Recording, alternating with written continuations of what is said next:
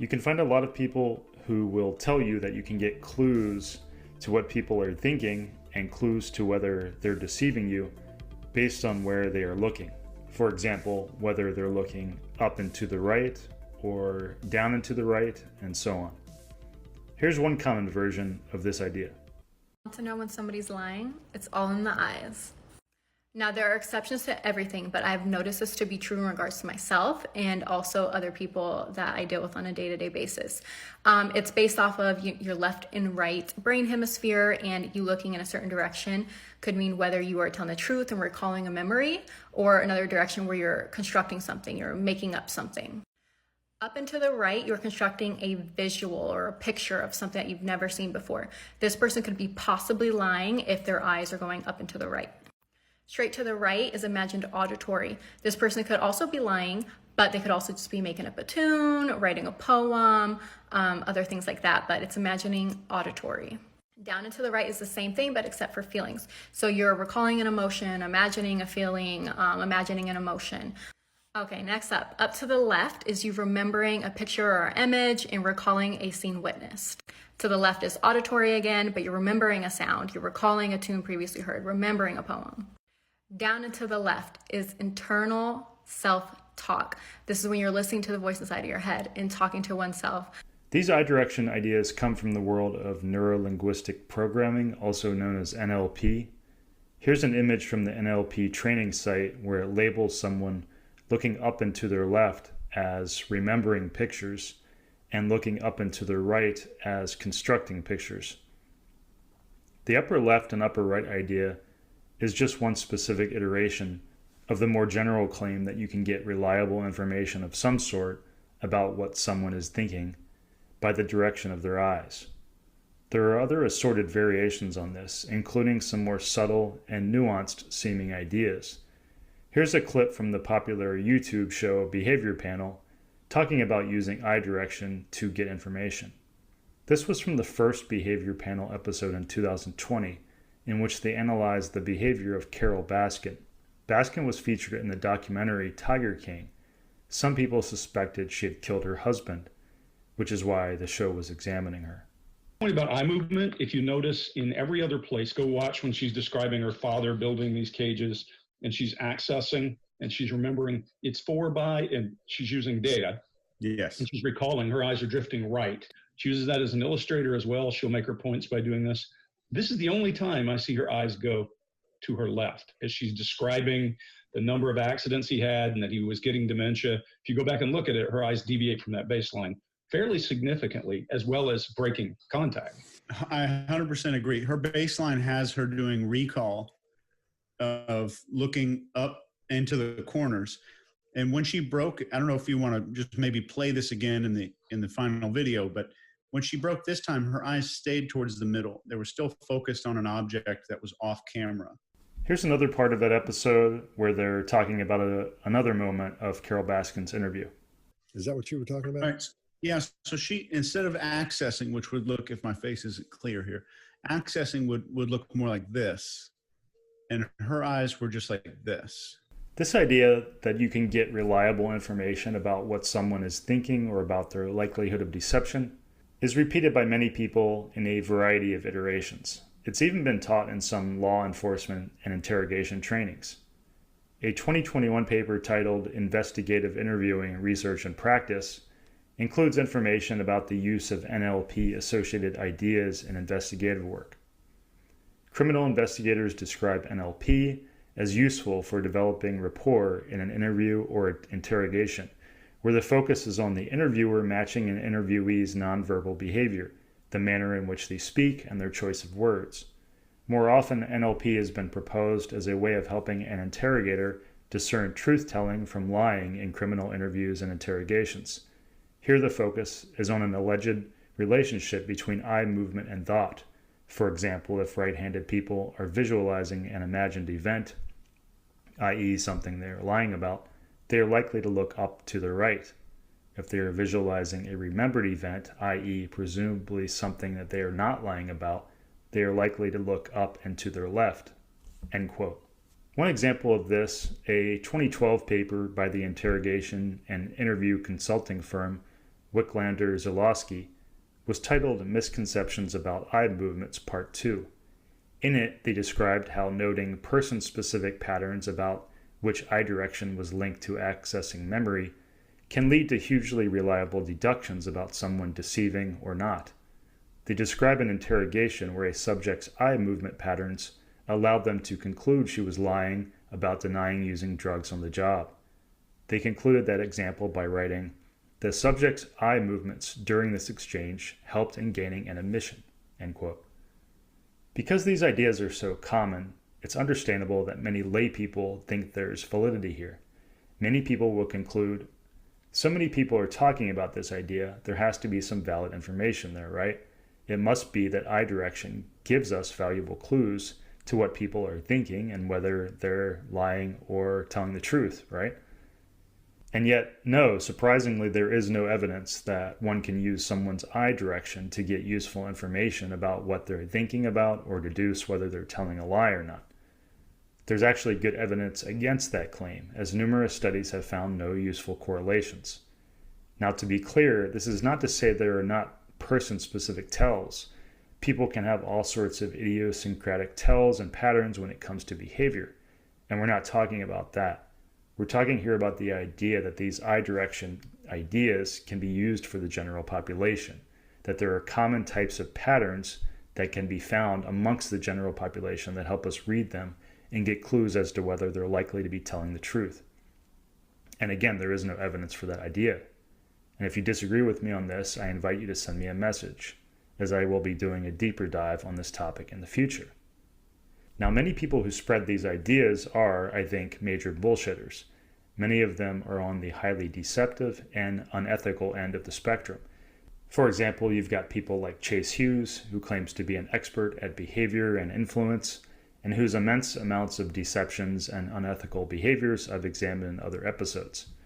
Other people who spread these bad and low information ideas, I think, are true believers of various sorts. I would count Greg Hartley, also of the behavior panel, in the true believer group. He and Chase's ideas on behavior are heavily influenced by NLP, and these ideas are commonly held by those who embrace NLP trainings, even though NLP ideas have been thoroughly debunked. Some people, like the Wicklander-Zulawski organization I referenced, I think have done good work on interrogation patterns and strategies in other contexts. I actually interviewed David Zulawski when I first started this podcast, and I found it an interesting conversation, and it was one of my more popular episodes. I think some of these people have just made the mistake, as many in law enforcement and interrogation work have done, of defending some old, outdated, but still common ideas that just have no basis in evidence. This is just to say my criticizing these ideas is not meant to imply that I think everyone who spreads the various forms of these ideas is purposely lying or being unethical. It's a spectrum, as with everything. But the behavior analysis space, especially the more pop behavior analysis space where people like the behavior panel make claims of frequently getting reliable information from assorted interviews and speeches, is full of bad information. The people in this space, and in NLP more broadly, have incentives to exaggerate what's possible with interpreting behavior. They can even have internal incentives to persuade themselves of some of these ideas. And it's easy to persuade ourselves of faulty ideas, especially when it involves an ambiguous and high variance information source like behavior. Later, I want to do a much deeper dive into this topic, as I've done a lot of research into it, and it does make for an interesting history of how these ideas came to prominence back in the 70s, and how NLP was involved in that, and why these ideas are still so popular, and the various iterations of these ideas from the more easily debunked to the harder to debunk. I've not seen anything like that deep dive elsewhere. If you'd like me to spend time working on that deeper dive, please let me know in the comments and send me a message. As the more encouragement I get, the more likely I'll be to work on it. But this episode will not be a deep dive in that way. It will be an interesting talk with deception detection researcher Tim Levine. Tim and I talk about the eye direction idea, and we talk about the huge amount of bullshit in the pop behavior analysis space, and some of the reasons the spreaders of that bullshit are so popular and successful. We talk about what the science says about using behavior to detect deception. We talk about why it's so difficult to use behavioral information to detect deception. We talk about the frequently heard idea that you need to establish baselines for people and that this will help you read them. We talk about poker tells and how behavioral patterns in games can differ from more real-world non-game scenarios. We talk about confirmation bias in the behavior analysis space and how even very smart researchers can fall prey to the mistake of being biased in favor of their own ideas. We talk about Paul Ekman and whether some of his teachings about behavior have gone awry due to his burning desire to prove his own theories. If you're interested in behavior or you just like debunking bullshit, you'll like this episode. This is actually my second talk with Tim Levine, and if you like this one, you should go back and listen to that one. In the first episode with Tim, we talk about his truth default theory, basically the idea that we will tend to believe people unless something triggers us and gives us a reason to not believe them. This helps explain why we can be so gullible about so many things, why it's so easy for us to fall prey to scammers and con artists, which, by the way, includes some of the same people out there who make grandiose claims about being able to teach you how to read and influence and manipulate people. You can learn more about Tim Levine at timothy-levine.squarespace.com or just Google his name. I'll read a little bit from his bio on his site. Levine has published more than 160 refereed journal articles reporting original research related to communication, and he is an internationally recognized leader in deception research. He is the author or co-author of Information Manipulation Theory, Truth Default Theory, the Veracity Effect, the Probing Effect, and the Park-Levine Probability Model. His research on deception has been funded by the National Science Foundation, the U.S. Department of Defense, and the FBI. His current research focuses on what makes some people more believable than others, the prevalence of lying, and on effective interrogation strategies. Levine's book, Duped, describes his program of research on deception relevant to truth default theory. In this talk with Tim, we focus mostly on the most extreme and easily debunked form of this I-direction idea, the idea that someone looking up and to their left is associated with real visual memory, and the idea that looking up and to one's right is associated with visual construction. That is still a common idea despite being so clearly false and debunked. But our talk also pertains to the more sophisticated version of these ideas. And I put sophisticated in quotes here. The idea that people will tend to have one of two patterns, looking one way for recall and the other for construction, and that you just have to figure out what someone's pattern is. I call that the more sophisticated version because it's harder to debunk and can come across like a more advanced and sophisticated version of the old, more clearly debunked idea. But again, there's just no evidence for that either. There are no studies supporting these ideas, even as so many speak as if they are extremely reliable. And that should be a red flag, as Tim and I talk about, when people act as if a behavioral pattern is highly reliable and contains a lot of information, and yet nothing has been found in studies on it despite people looking for it, and actual behavior researchers don't think it's legitimate. These are all red flags that there's likely a good amount of bullshit involved. Okay, here's the talk with Tim Levine. Hi, Tim. Thanks for joining me again. Oh, you're welcome. Happy to be here. Yeah, good to see you. Maybe we can start with, you've been in the deception research field for quite a while. I'm wondering if you can maybe give a synopsis of how, what your views are on the whole, like, neuro-linguistic programming associated idea of what quadrant you look in, upper left, upper right, that those things can be tied to, somebody accessing their recall, making it more likely to be truth, or accessing their more creative side, making it more likely to be made up in a lie. We see these ideas a lot. So I'm wondering if you have a rough summary of how you view those ideas in your many years in the field. Were you intentionally looking up while you were talking to me? No, I wasn't trying to do. Now you And got me all. what should I infer from that? Yeah, now you got me. I'm going to be thinking about this too much now. Oh, sorry to do that to you. Yeah, you got to do it. Got to throw it in there. So I'm not in any way an expert on eye behavior as it relates to what people are thinking about. My area of expertise is all in deception. And to the extent that uh, the neurolinguistic stuff and eye behavior is linked with truth and deception, then I can say with pretty good confidence that there doesn't seem to be any relationship at all between eye behavior of any sorts and whether or not people are honest or not. So yeah, and the surprising thing to me is, I mean, that's my understanding. I've looked at a good amount of research on this, debunking it. You know, there was the well-known one from 2012, Richard Wiseman debunking it, and some others. And I just keep seeing the idea, and it is really surprising to me because I hear people saying it quite confidently. Like, you know, for example, this guy on the behavior panel, Greg Hartley, will say like it's very tied to recall or very tied to deception, highly correlated. And it just kind of surprises me because I'm like, you would think if something was so highly correlated, they would have found something, a little something in the research. But so it sounds like, yeah, you have not heard of any research that stood out saying like there's something there in those terms. No, and I have, so as part of my deception detection work, I've been collecting these uh, videotapes of people.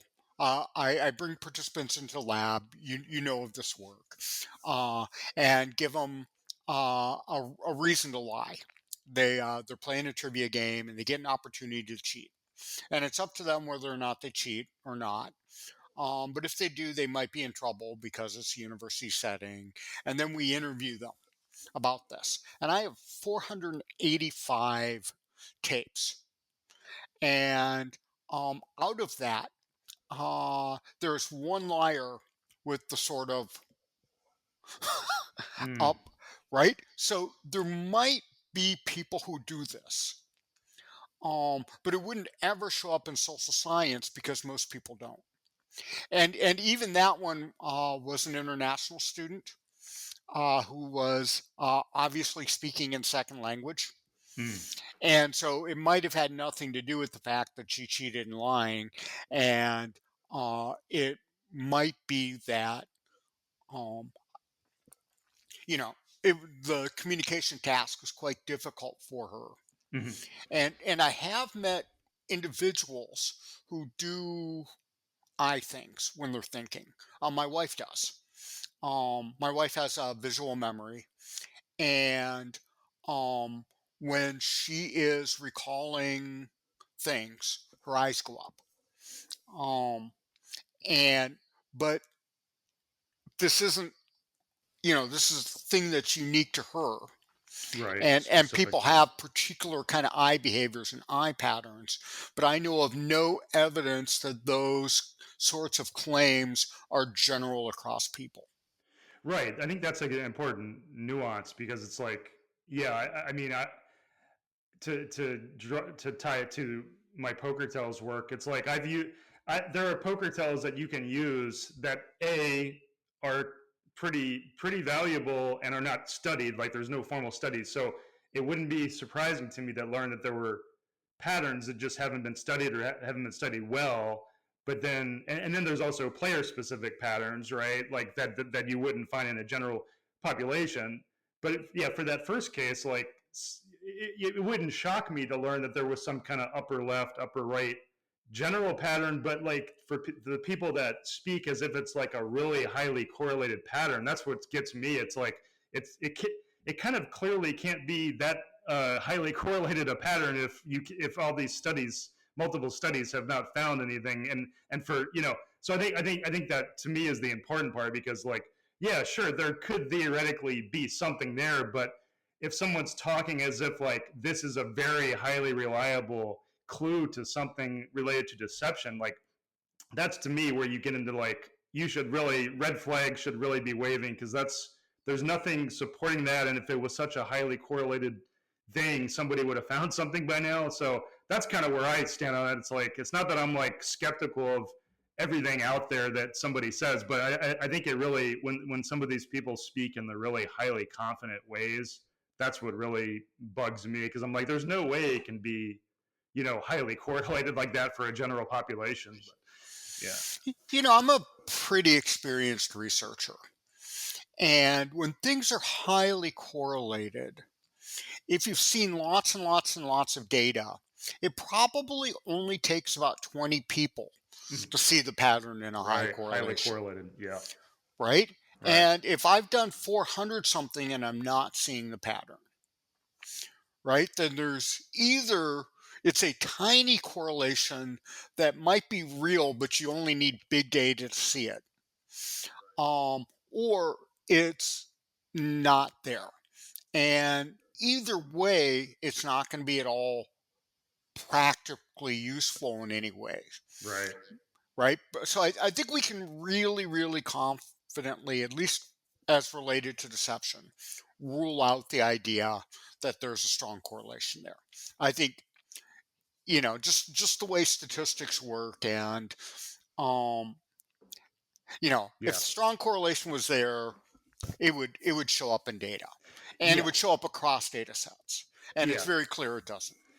Yeah, so I think that's a real important point too, a general point. I mean, a lot of these behavior studies that you find, or just maybe just research in general, they'll find a correlation, but it will be very weak, right?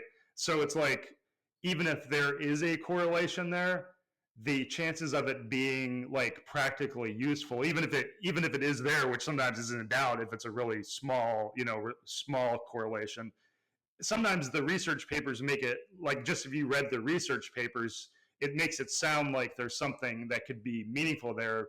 But a lot of the stuff, and I'm not even talking about deception, because that's a specific area too, but it just seems to me like sometimes the papers and then the way the media reports on it will make it sound like there's this like large correlation there, but you actually read the paper and it's like, oh, it was like, a few percent more likely in this one scenario. But I'm curious if you have thoughts on that. Like, do you see that often happening in like science reporting for behavior related things, where it exaggerates how much correlation is there?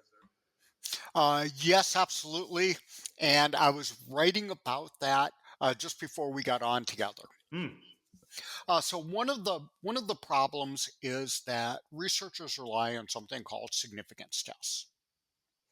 And the way they're most often used is what they're being used to statistically rule out the idea that there's nothing there. And it's real easy, even if there's something there, right? If you can rule out nothing there, that means there's something there. But that there's something there doesn't mean that there's much there. Mm-hmm. So when I'm teaching to my students, if I have a dime in my pocket, it means I'm not broke. I don't have zero money, right? But that dime's not going to take me very far. It's not going to buy me a cup of coffee or a beer or even a candy bar, right? And there's a big, big, big difference between having a dime and being a millionaire. So ruling out broke doesn't necessarily tell us much.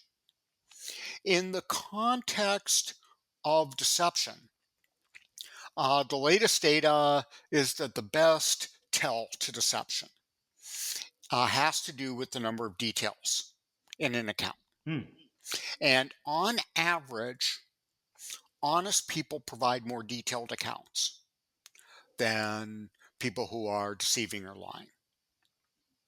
And this effect is somewhere between 1/3 of a standard deviation and half a standard deviation.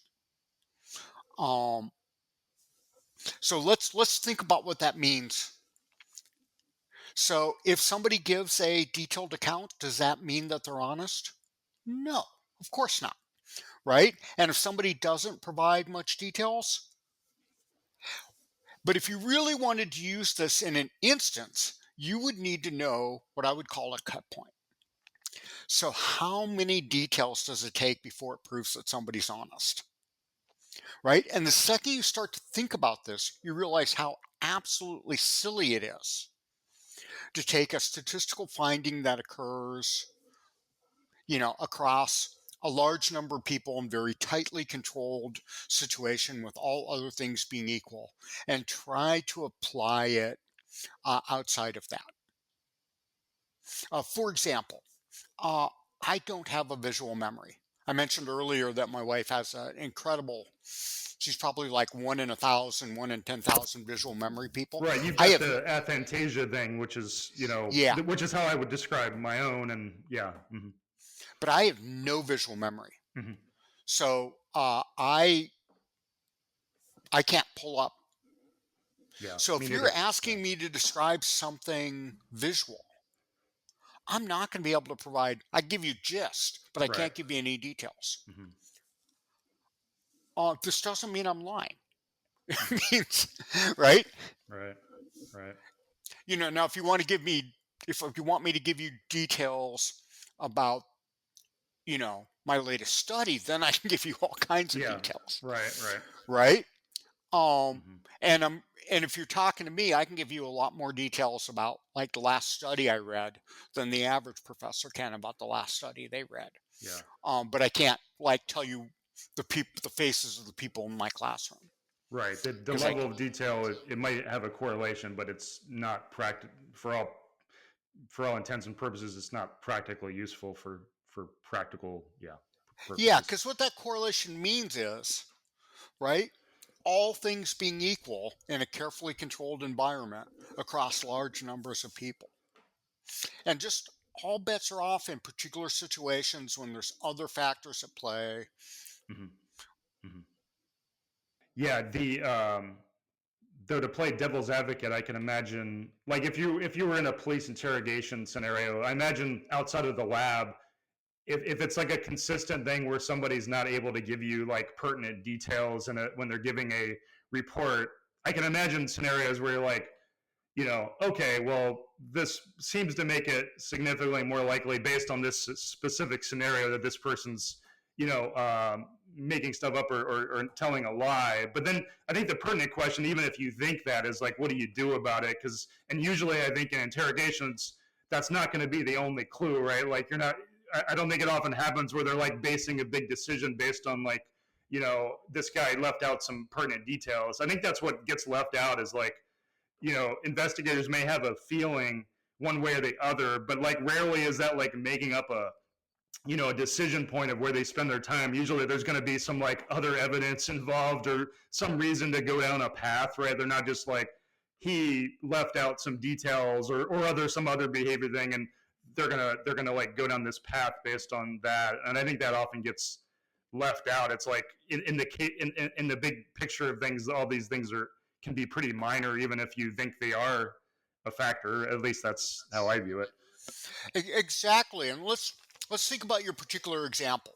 So we got the detective is interviewing a suspect and listening for details. It probably matters a whole lot how long ago the thing was. Right? So All the context, yeah. I'm going to have a lot better memory of a recent event than a distant, and that's going to affect how detailed things are. It's going to matter how smart I am. If you're, interviewing somebody who's 2 standard deviations above average versus somebody who's 2 standard deviations below average, you're going to get very, very different degrees of specificity.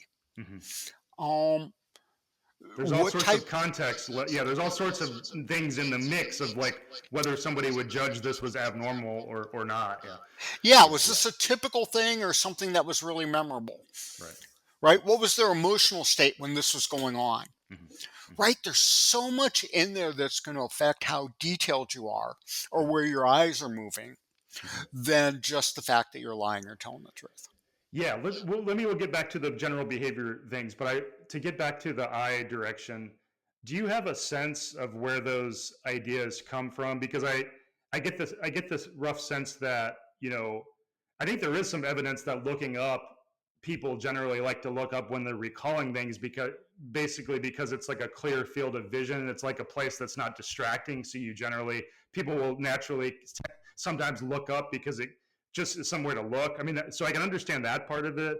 And then I kind of understand where the NLP people got the left and right idea, because of the left and right hemispheres, one being tied to more, concrete things, and one being tied to more creative things. So I kind of get that too. And then there's also these things where they're like, if you're looking in the middle sphere, it's more auditory. And they also have this thing, if you're looking down, it's more sense related, like tactile, which kind of makes sense because you'd be thinking about like your hands touching something. So just to say, I can see where they got the ideas. At least that's my rough understanding. But I'm curious if you have your own thoughts on where those ideas might have come from or originated from. I think a lot of ideas come from legitimate observations of people, where we don't realize how idiosyncratic the observations are, right? So we notice certain trends and we really notice them, Mm-hmm. right? But then what we do is we over generalize extrapolate. them. Yeah. Yeah, over extrapolate, over generalize. Right. I don't think people appreciate just how different people are person to person. This is a huge problem in, let's say, like brain scanning, right? Because not everybody's brain works the same way. Mm-hmm. Mm-hmm. Yeah, no, it makes sense. And the bias to, once you start thinking something is a clue, you're more likely to notice it. And I mean, I can see how that's, especially if you're not a scientist and you start having a theory about something and you're like, oh, it really seems to hold up, but you're just biased and you're remembering, like we all do for various things. We're just remembering the times it worked and the times and forgetting the times it didn't work, de-emphasizing the times it didn't work.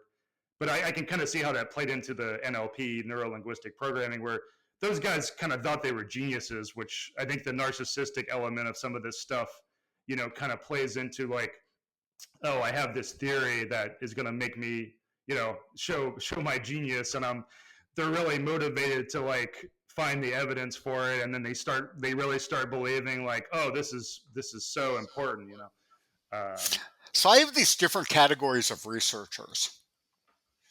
I think there's some researchers who are really all about the science, right? And they're trying to learn stuff, and for them, it doesn't matter about being right yourself, right? It's about trying to Find the truth. find the truth. And if you're wrong, hey, then you learn something too, right? And there's no difference between whether you're right or wrong as long as you learn something, right? And even if you know you don't know, is also an important thing of knowledge. Then there's researchers out there that are just playing a publication game to get tenure and get a job and to be good in the raise pool. And um, for them, it's just kind of a thing they do. It's a grind. Yeah. Yeah. And then there's a third kind of people, which I call the crusaders or the true believers. And some of them are very intent on being the genius and being right. Others of them have a particular cause, right? And they don't want to let data stand in the way of either their brilliance or their cause. And so there's all kinds of tricks that researchers can play out of view to make their findings look supportive when they present them. And when somebody else tries to do the study, it doesn't come out. Mm-hmm. Mm-hmm. And then they have to like search for reasons why it didn't come out, because they're really invested in the idea behind it, right? Yeah, and they get into this circular logic that goes something like this. I'm right. If you find something that doesn't agree with me, it's because you didn't do your study right. I know you didn't do your study right because you didn't find what I know is right. Right. Right. Yeah, this almost seems like a good idea for a studying researchers for the different types of you know motivations and separating the ideology or something from the true questers for truth and such. Um, do you have thoughts? Are you willing to share like how that maps over to some researchers, specific researchers in the behavior space? I mean, because I've heard like, let's take Paul Ekman for example. Obviously, he's done some good work, but I also have seen criticisms that he is a bit too you know set in these some of these ideas, and that even when they turn out to not be true, they still him and his, I think it's the Ekman Foundation or Institute or something, they still promote some of these ideas that seem to be in question or have found not very useful. But I'm curious if you have any thoughts, whether it's on Ekman or anybody else. Would you like to share thoughts about the behavior and/or deception sphere at all? I'm very likely to um, get into particular names, but I can say with Ekman that I've only kind of met him, seen him talk once in person.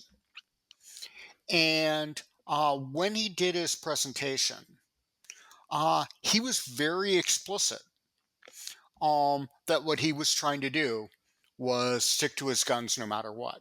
Hmm. And so I don't have any problem calling him out on this because if I heard him correctly, this was self classification in that camp. Um, And I've heard that criticism from other people. Yeah, so that doesn't surprise me. Like he yeah, really I was seems kind of invested. shocked that he would say it aloud. I thought that probably took a whole nother level of arrogance. Huh. And maybe I can get the exact. Was that a recorded thing or just something you heard? It And might have been. It was yeah. at the second Decepticon at Stanford. Okay. Well, I could probably find something equivalent if I can't find that one because I think I've heard people make that criticism. So, um, but maybe we can pivot to the when it comes to the general uh, behavior for use for deception. Do you want to share any of your general thoughts about how useful that is, or anything bugging you in that space that you've seen recently, anything like that? I don't know so much recently, but there's this long-standing belief in the deception literature that there are these cues or tells to deception. And my reading of the whole literature, as this has pretty clearly been debunked. I think And there that's are what ways. you and I talked about the first time I interviewed Yeah, you. Yeah. yeah, and Mhm. there absolutely are ways to detect deception, but it's not by reading people's cues. It's not by listening for details. So details are a great example. So the cue people all want to count up details, and if you're giving me a really detailed account, then you're probably honest. And if you seem to be avoiding details or can't bring them up, then you're probably lying. In my view, what you want to do is you want to listen for what the details are and see if you can fact check them. Mhm. Mhm. Right? So if you're Mhm. giving me details that don't align with the truth as I know it, Right. The actual evidence. Yeah. yeah. Yeah. So the point, and the deeper point is usually in deception detection, we're not interested if somebody's lying or not. We want to know what the truth is. Mhm. Mhm. Um, and then the question is if what they're saying, once we know that it's not truthful, then we can ask ourselves, are they lying to us or are they just misguided? Mhm. I wondered some of this with modern politics. How much, when politicians are saying things that are truly false and obviously false and easily fact checkable and provable false, are they believing their own bullshit, or right, or are they, uh, and being sincere in this falsehoods, or are Mhm. they just duping people? And Mhm. and of Mhm. course, it might be a mix of both, Right. right? But I think usually what we want to do is we want to know what's true. Hmm. Hmm. And, it's only if I really have a relationship with you that I care, are you being honest with me? Hmm. Hmm. Uh, Otherwise, it's good enough for me to know what's true or not. Yeah, and you bring up a good point there, because I mean, people can fool themselves into, people often say things that they really believe that are clearly untrue. And actually, when it comes to, I mean, there's studies showing that people with more narcissistic personalities especially can convince themselves of things that are clearly not true, or things that most people would say like that's not true. So it opens up this space where it's like, yeah, sometimes it's even hard to tell if someone is knowingly telling a lie, even when you know that they're saying something that's not true. So, yeah, so I wanted to ask too. Because I think the devil's advocate response, or the people in the pop behavior kind of space, who I often criticize, they often do this thing where they're like, well, you need to get the baseline, and if you have the baseline, then you can tell deviations. So they might say like, well, yeah, maybe it's not that valuable, but uh, once you study them for a while in the context of an interrogation or something.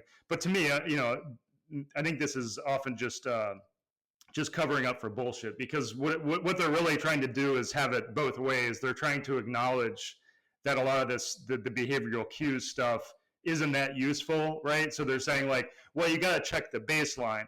But in any practical, sense, like if you're studying some interrogation footage or some speech of somebody over time, like you would have to rack up such a huge amount of baseline to like judge things like small behaviors or things like small verbal things. Like you would have to rack up, you know, for all these things that happen pretty infrequently. Like, but the way they talk about it in these kind of like pop behavior videos, they'll speak as if it's highly reliable, but then they'll occasionally be like, well, you got to check the baseline. But it's like that's just, to me, is just a way to wave away the fact that these things are barely reliable, if they are reliable, even like, because a lot of things they say are just like the eye direction thing. It's like that's kind of clearly bullshit.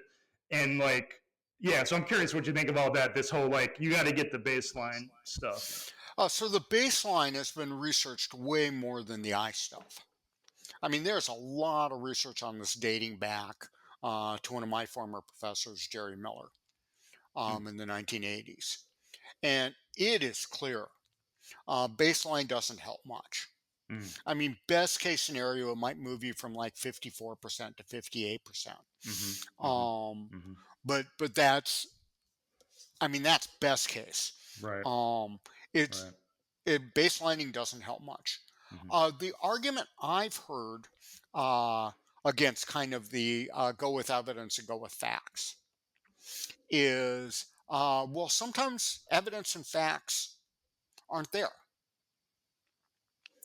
And at least in a criminal context, my answer to that is, what are you doing interviewing people going in cold with no facts, right? Yeah. It's not like police There's, pulling random people yeah, for no exactly. reason, Yeah, they're right? just pulling a guy off the street. You know nothing about him. I got to go only on his vibes. Yeah, I can just see like the SEALs, randomly um going in and snatching up random people from Yeah. like I mean, I think that's. I mean, I think that's the really important part, because like it's like in almost any interrogation interview kind of setting, you're gonna have like there's a reason you're doing that, and you're looking for actual evidence. You're not just going in blind, being like, he looked a certain way or did this thing, and therefore I'm going to change the direction of my investigation based on this little thing he did. Like it's kind of leaving aside how these things actually work in the real world.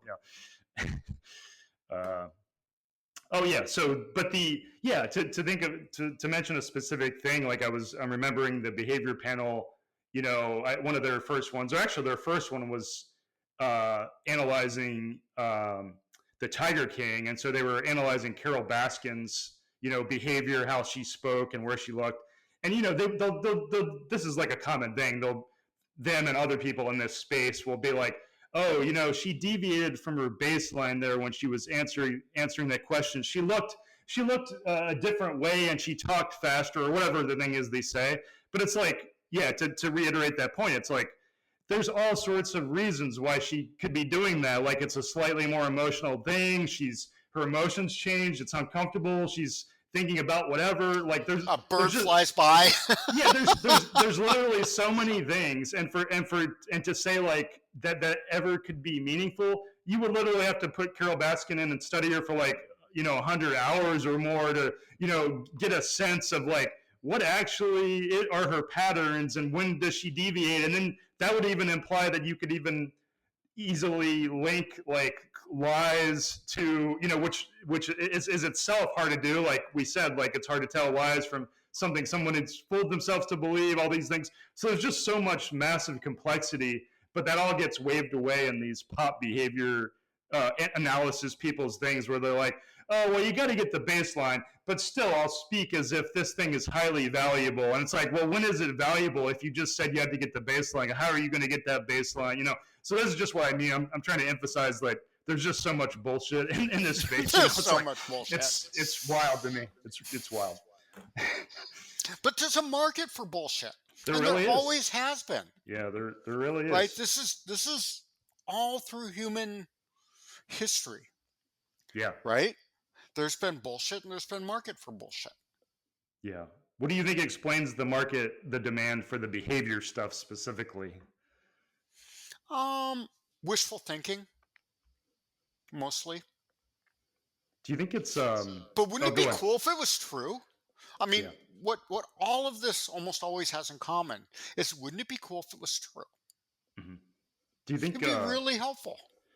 Do you think there's the way I think of it is it's almost like people want to have a special ability, like they're questing after, like, I'm one of the special ones that can recognize this stuff. And I mean, I see that in this like the behavior panel Facebook page where the fans are like posting a video and they're like saying all this bullshit about what they think happened in this video, and it's just their biases and their dislike of people coming out, and so they might hate some royalty member of the British royalty. So all their dislike, they're filtering all these behaviors through their dislike of these people. And so they're just like, she moved her head that way, it shows she's a filthy liar, blah, blah, blah. But they like to embrace the idea that they've learned some interesting or powerful tool that is amongst the special set of people. But that's how it strikes me of why the demand for that is there. Yeah. Well, in their defense, now I'll play devil's advocate. Okay, I like that.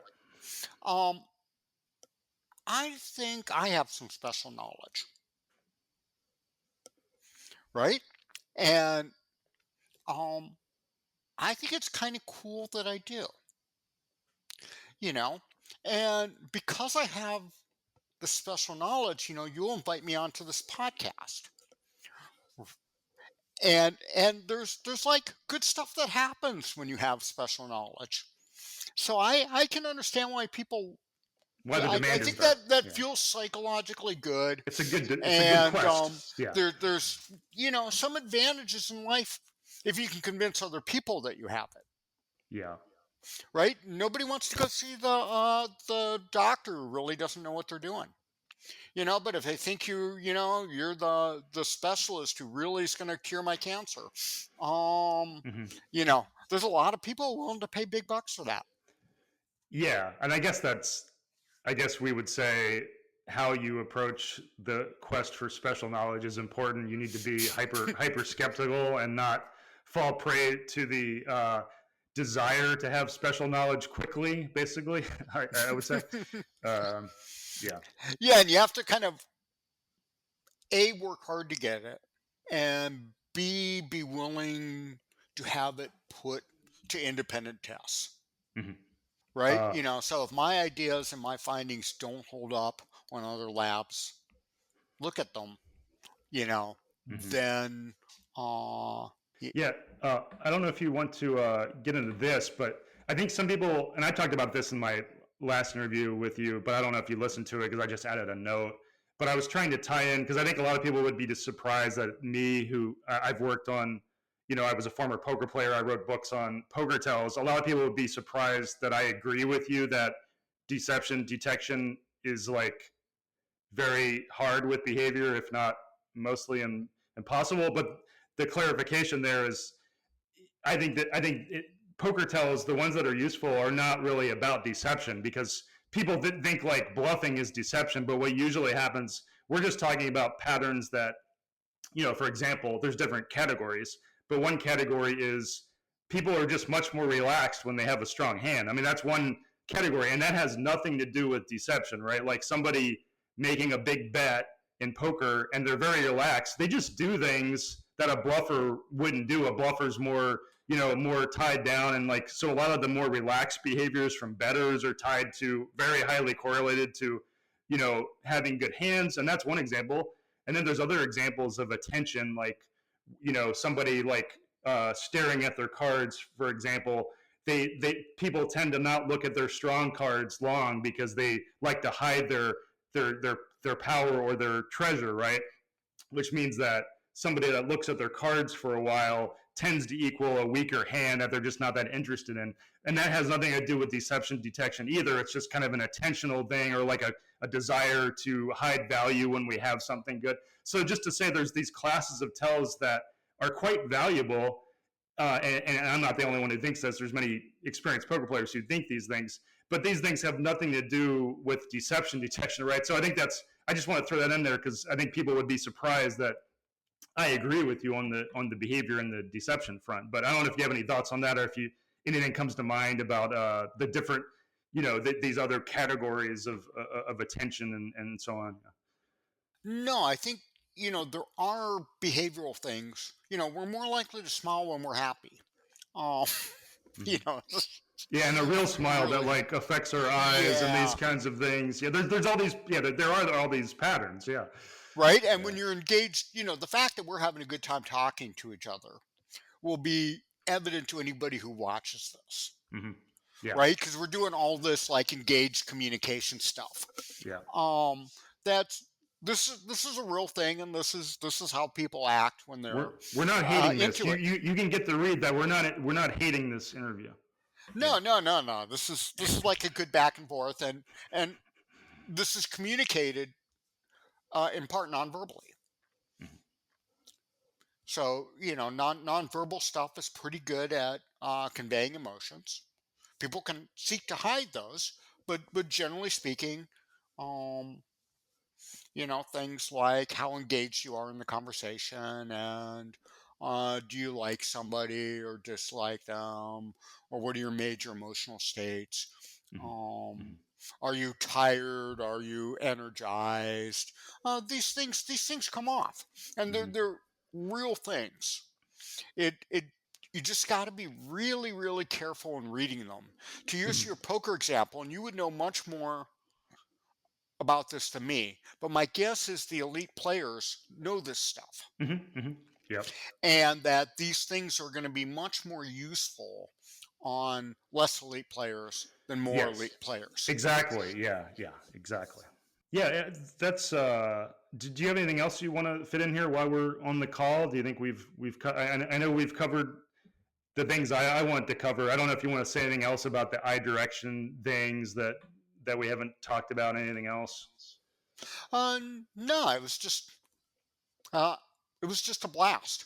Yeah. It was fun talking to you again. It's been a while. How long ago was it? Oh, that was like a couple years. Yeah, that Yeah. was a while back. But yeah, I want to. Yeah, anybody listening, go check out the first interview, because that was. I don't know if I ever told you, that was one of the more popular episodes of the podcast. I think because people search. It was just a term that people search, deception and things like that. But yeah, I think people really like that one. Well, cool. Yeah. Well, it's nice to be on with you again, and thank you for inviting me Thanks, and Tim. reaching out. All right. Bye bye. See ya. Okay, that was a talk with Tim Levine, deception detection researcher. Just a reminder that I have another talk with Tim, and that one was one of my more popular episodes. You can learn more about Tim at his website, timothylevine.squarespace.com. This has been the People Who Read People podcast with me, Zachary Elwood. If you like this podcast, please hit subscribe on the platform you listen on. If you appreciate my work, consider going to buymeacoffee.com/Zach Elwood. That's ZACHELWOOD. And sending me a gift to encourage me to spend more time on this podcast. You can learn more about this podcast at behavior-podcast.com and find various compilations of episodes on specific topics like mental health, tells in games and sports, and more. Thanks for watching. Music by Small Skies.